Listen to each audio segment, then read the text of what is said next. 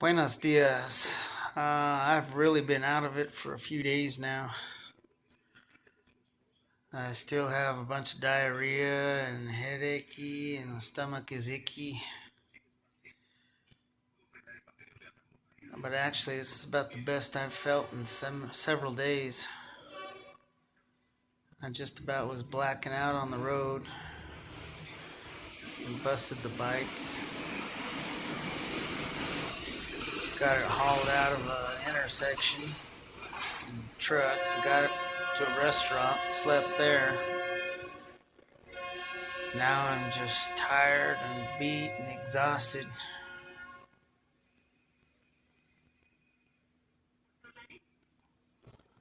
I think this adventure is about history.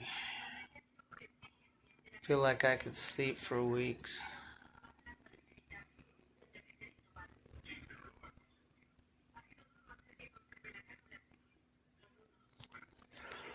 All for now.